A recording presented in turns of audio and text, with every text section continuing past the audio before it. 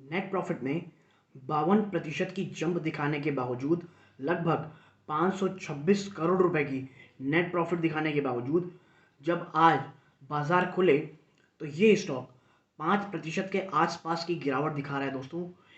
800 को, जब मैं ये वीडियो आपके साथ रिकॉर्ड कर रहा हूँ, 800 रुपए को लगातार बचाने की कोशिश कर रही है ये कंपनी। और निवेशक, या आप कह सकते हैं एज अ रिटेल निवेशक, उनको ये समझ में नहीं आ रहा जब रिजल्ट, क्योंकि जब आप इसके रिजल्ट देखेंगे तो वाकई में लगभग हर एक फ्रंट में कंपनी ने काफ़ी अच्छे रिजल्ट्स दिए हैं। लेकिन इसके बावजूद mutual fund houses, brokerage houses, stock के जो स्टॉक में जो इसके प्राइस हैं, ये लगातार गिरावट क्यों दिखा रहे हैं, और हर ब्रोकरेज हाउसेस कट क्यों करे जा रहे हैं इसके प्राइस में, ये लोगों को समझ में नहीं आ रहा है। आखिर ऐसा क्या हो गया है, और क्या सरकार के लिए पर्दे के पीछे गवर्नमेंट कुछ ऐसा रूल लाने वाली है जो शायद आपको और मुझे नहीं पता। इन तमाम चीज़ों में आज इसमें चर्चा करूंगा दोस्तों, क्योंकि देखिए ये गिरावट ना, मुझे लगता है एसबीआई कार्ड के ऊपर, क्योंकि मैं अक्सर से एक बात कह रहा हूँ कि ये जो कंपनी दोस्तों, ये हर एक गिरावट में बाइंग अपॉर्चुनिटी आपको देती है। और जिस तरह की ये गिरावट दिखा रहा है, और मेरा फेवरेट लेवल कौन सा है जहाँ पे मैं खुद इसमें शायद निवेश करूंगा, क्योंकि ये मेरे वॉच लिस्ट में तो ज़रूर है दोस्तों, और आज से नहीं, बहुत काफ़ी समय से दोस्तों। तो यदि आप इसमें निवेशित हैं या निवेश करने की सोच रहे हैं, मुझे लगता है आपके लिए जो इस वीडियो में डिस्कशन करने वाला हूँ बहुत फ़ायदेमंद हो सकती है। लेकिन शुरू में ही मैं आपको बता दूँ, मैं कोई सेबी रजिस्टर्ड नहीं हूँ दोस्तों, और जो मैं आपके साथ राय शेयर करता हूँ ये प्योरली एजुकेशनल पर्पज़ के लिए होती है। आप कोई भी निवेश करें तो अपने वित्तीय सलाहकार सलाह ज़रूर लीजिएगा दोस्तों। नमस्कार दोस्तों, मेरा नाम है अमिताभ मिश्रा, और आज बात करने वाला हूँ मैं एसबीआई कार्ड की। देखिए, सबसे पहले कुछ अच्छे पहलू की बातें करते हैं। जैसा कि मैंने पहले बताया, 52% की जंप है नेट प्रॉफिट में, ये बहुत अच्छी है। और कुछ अगर मैं अच्छी बातें करूं तो कंपनी की जो टोटल इनकम निकल के आई है दोस्तों, वो भी अगर आप देखेंगे इस फिस्कल में तो वो 28% की वृद्धि दिखी उसमें। यानी कि आपकी भाई जो इनकम है उसमें भी 28% की आपको वृद्धि देखने को मिली, लगभग रुपीज़ 3453 करोड़ की, जो कि पिछले साल इस समय 2695 करोड़ थी। यानी यहाँ पर भी कंपनी ने अच्छा किया है। इतना ही नहीं, कंपनी की जो एसेट क्वालिटी है, जो कि एसबीआई कार्ड के लिए एक समय में बहुत बड़ा सिरदर्द बनी हुई थी, वो भी काफ़ी हद तक आप देखेंगे कि अच्छी होती हुई नज़र आ रही है दोस्तों। ठीक है, कितनी अच्छी होती नज़र आ रही है। देखिए, करेंटली जो इस बार रिजल्ट आया है उसमें कंपनी ने लगभग जो 0.78% के एनपीए दिया है, जो कि आप कह लीजिए पहले 0.91% था, जो कि एक काफ़ी अच्छी जंप है।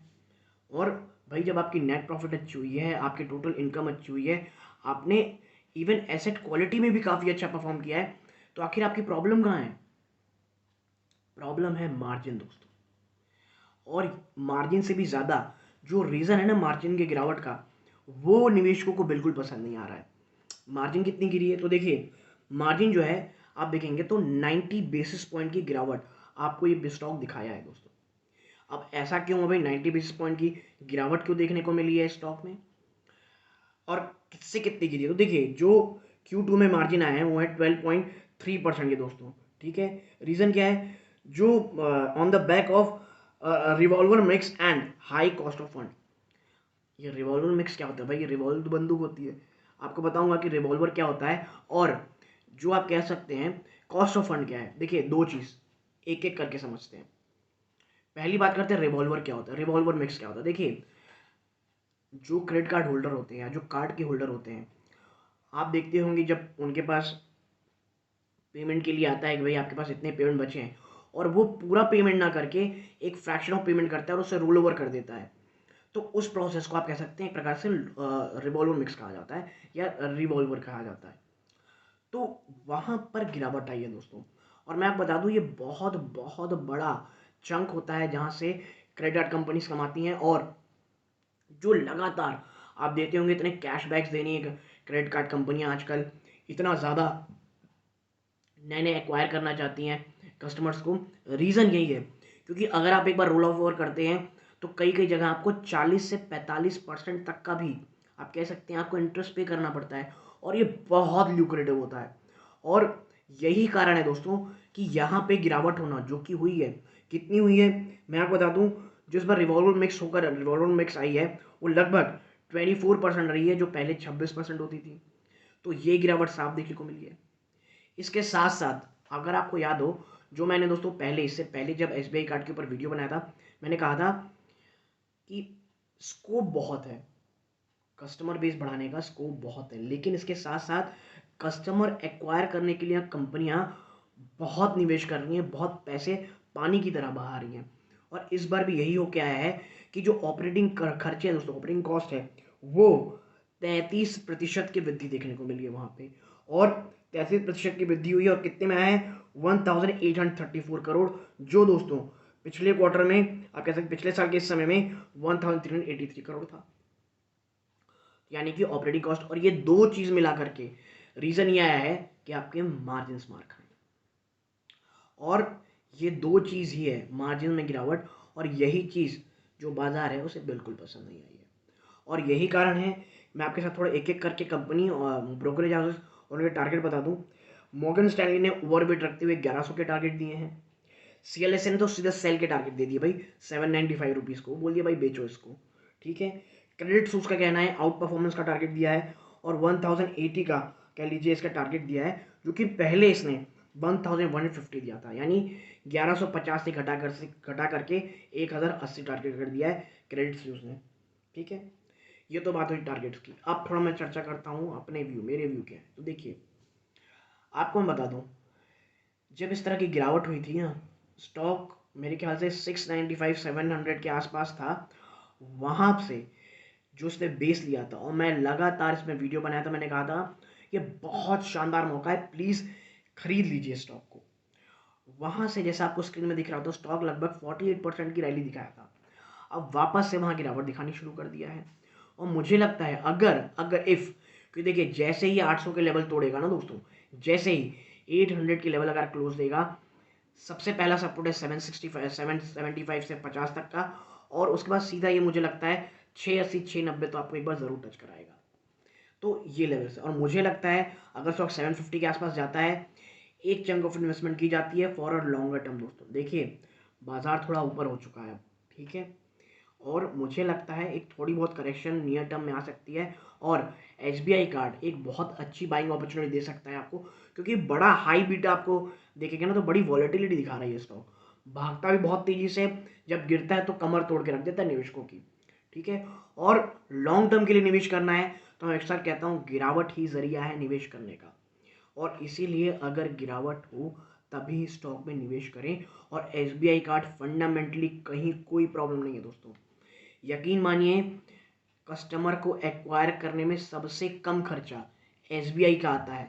बाकी कंपनीज को लगातार, मैं कह लीजिए बहुत ज़्यादा निवेश करना पड़ता है एक नए कस्टमर को जोड़ने में। और मैं आपको बता दूं, अगर आपका कस्टमर आपके बैंक के साथ जुड़ा हुआ है तो आपको उसे क्रेडिट कार्ड देने में बहुत कम खर्चे आते हैं, न कि जो बाहर के कस्टमर होते हैं। और SBI कार्ड की जो मैनेजमेंट है वो बहुत ज़्यादा लगातार एग्रेसिव हो रही है नए कस्टमर को एक्वायर करने में। और इसी के लिए कंपनी ने एक नया क्रेडिट कार्ड लॉन्च किया है, कैशबैक क्रेडिट कार्ड, जिसमें ऑनलाइन पेमेंट करने, ऑनलाइन खर्चे करने पर 5% का कैशबैक है दोस्तों, एंड दिस इज ह्यूज, ठीक है। तो यही मैं आपके साथ कह रहा हूँ कि SBI in longer term it's pretty good.